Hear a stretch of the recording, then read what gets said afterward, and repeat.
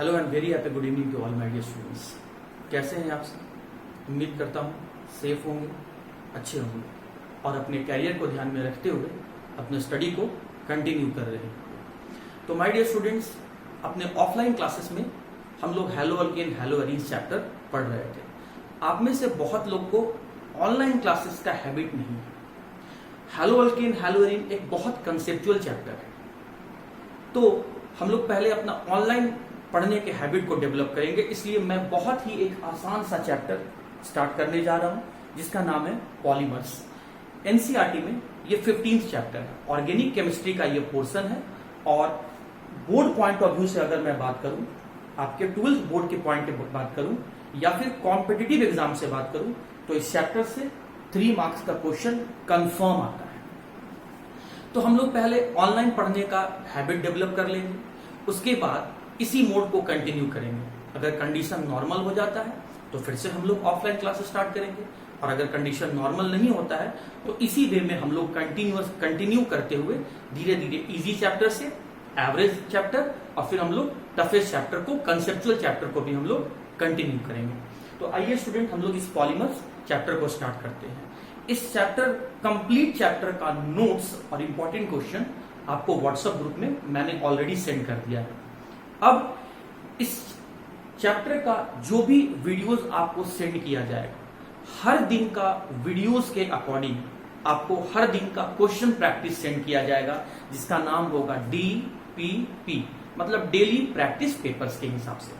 आपको उस क्वेश्चन को सॉल्व करना है और अपने नोट से आंसर को मैच कर लेना है।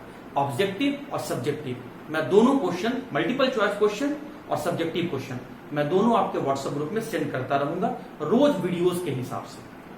अगर आपको फिर भी वीडियोस देखने के बाद, नोट्स पढ़ने के बाद अगर आपको कहीं भी डाउट रहेगा तो आप मुझसे व्हाट्सएप ग्रुप के थ्रू, व्हाट्सएप के मोड के थ्रू आप मुझसे कंसल्ट कर सकते हैं। बट माय डियर स्टूडेंट, अपने स्टडी पे फोकस करके रखिएगा, कंटिन्यूअस अपने स्टडी को जारी रखिएगा और अपने कॉन्फिडेंस को कभी भी कम नहीं होने दीजिएगा।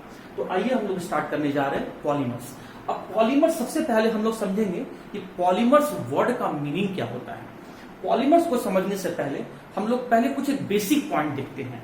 और बेसिक पॉइंट क्या कहता है, तो बेसिक पॉइंट को समझने के लिए हम लोग क्या कर रहे हैं, 2 छोटे छोटे मॉलिक्यूल्स को ले रहे हैं। इस मॉलिक्यूल का नाम मान लेते हैं M मॉलिक्यूल है, ये भी कोई M टाइप का मॉलिक्यूल है, और ये 2 छोटा छोटा मॉलिक्यूल क्या हुआ, आपस में कंबाइन होने जा रहा है, आपस में ऐड हो रहा है। तो 2 छोटा मॉलिक्यूल जब आपस में कंबाइन होगा तो एक बड़ा मॉलिक्यूल बनेगा, और 2 छोटे मॉलिक्यूल के कंबाइन होने से या ऐड होने से बनने वाले इस एक बड़े मॉलिक्यूल को हम लोग क्या कहेंगे, डाईमर।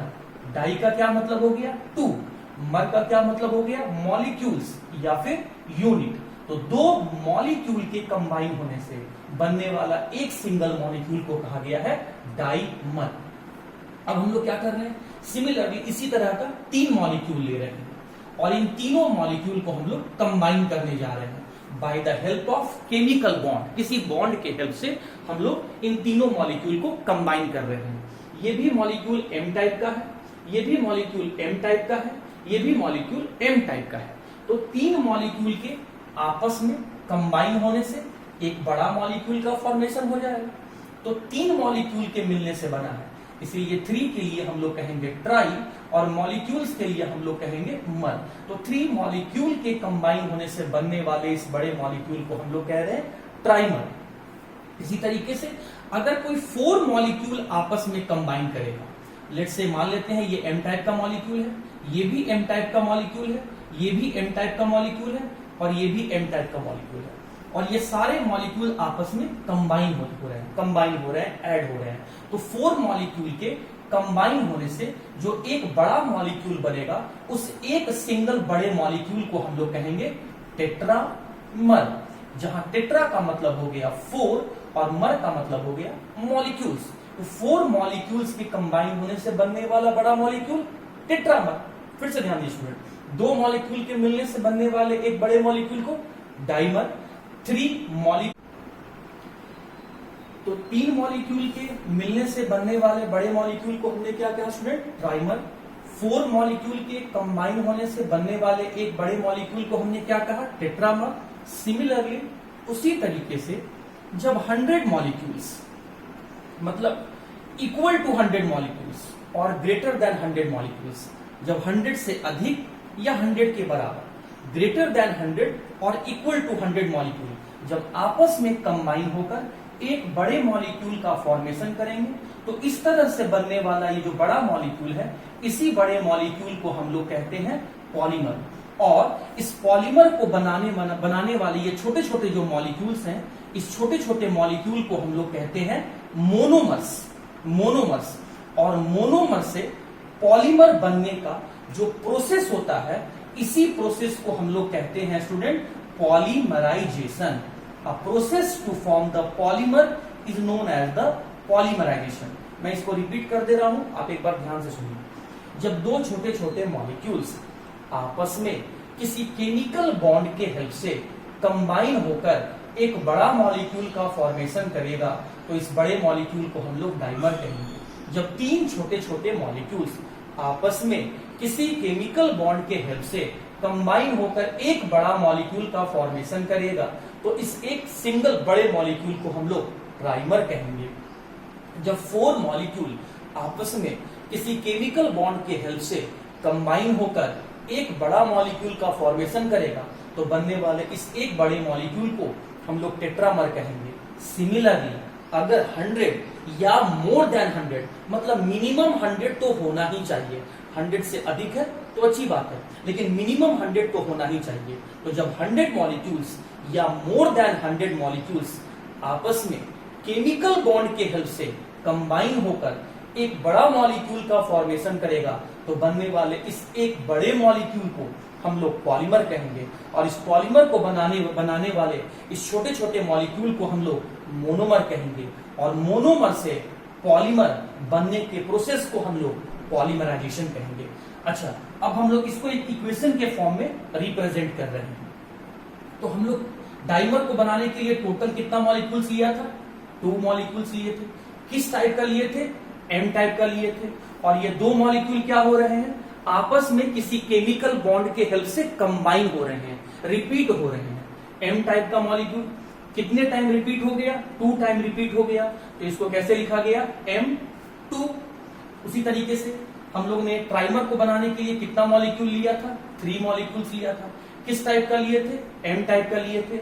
और ये 3 मॉलिक्यूल्स जो एम टाइप के हैं, ये किसी केमिकल बॉन्ड के हेल्प से कंबाइन हो गए थे और ये रिपीट होकर एक बड़ा मॉलिक्यूल का फॉर्मेशन किए थे। तो एम टाइप का मॉलिक्यूल 3 टाइम रिपीट होकर एक बड़ा मॉलिक्यूल का फॉर्मेशन किया। और इस एक बड़े मॉलिक्यूल को हम लोगों ने क्या किया, ट्राइमर। और इक्वेशन के फॉर्म में कैसे रिप्रेजेंट किया, 3m combined to form M3। उसी तरीके से अगर टेट्रामर को हम लोग को रिप्रेजेंट करना होगा तो कैसे करेंगे, तो टेट्रामर बनाने के लिए हम लोगों ने कितना मॉलिक्यूल लिया था, 4 मॉलिक्यूल लिया था। किस टाइप का लिए थे, एम टाइप का लिए थे। और ये 4 मॉलिक्यूल क्या हो रहे हैं, आपस में केमिकल बॉन्ड के हेल्प से कंबाइन हो रहे हैं, ऐड होते जा रहे हैं, 4 टाइम रिपीट हो रहे हैं और एक बड़ा मॉलिक्यूल का फॉर्मेशन कर रहे हैं। तो एम टाइप का मॉलिक्यूल 4 टाइम रिपीट होकर एक बड़ा मॉलिक्यूल का फॉर्मेशन किया, तो बनने वाले इस एक सिंगल बड़े मॉलिक्यूल को हम लोगों ने क्या कहा, टेट्रामर। उसी तरीके से पॉलीमर को बनाने के लिए जो छोटे छोटे मॉलिक्यूल्स थे वो कितने हैं, नंबर वाइज कितने हैं, 100 या मोर देन 100। तो 100 या मोर देन 100 के लिए हम लोग ये मान लेते हैं ये n नंबर ऑफ मॉलिक्यूल्स है। n का वैल्यू मिनिमम तो 100 होगा, लेकिन मोर देन 100 भी हो सकता है। 100 या मोर देन 100 मॉलिक्यूल्स किस टाइप का, एम टाइप का। क्या कर रहे हैं, केमिकल बॉन्ड के हेल्प से कंबाइन हो रहे हैं और कंबाइन होकर एक बड़े मॉलिक्यूल का फॉर्मेशन कर रहे हैं। तो इसको हम लोग कैसे रिप्रेजेंट करेंगे, एम टाइप का मॉलिक्यूल्स है, वो n टाइम रिपीट हो रहा है और ये बड़ा मॉलिक्यूल का फॉर्मेशन कर रहा है। तो इस एक बड़े मॉलिक्यूल को हम लोग क्या कहेंगे, पॉलीमर कह रहे हैं। और इस बनने वाले छोटे छोटे मॉलिक्यूल जो पॉलीमर को बना रहे हैं, उसको हम लोग क्या कहेंगे, मोनोमर कहेंगे। और मोनोमर से पॉलीमर बनने के प्रोसेस को हम लोग क्या कह रहे हैं, पॉलीमराइजेशन कर रहे हैं। तो उम्मीद करता हूं स्टूडेंट के रफ में आपको पॉलीमर, मोनोमर और पॉलीमराइजेशन वर्ड समझ में आ गया होगा।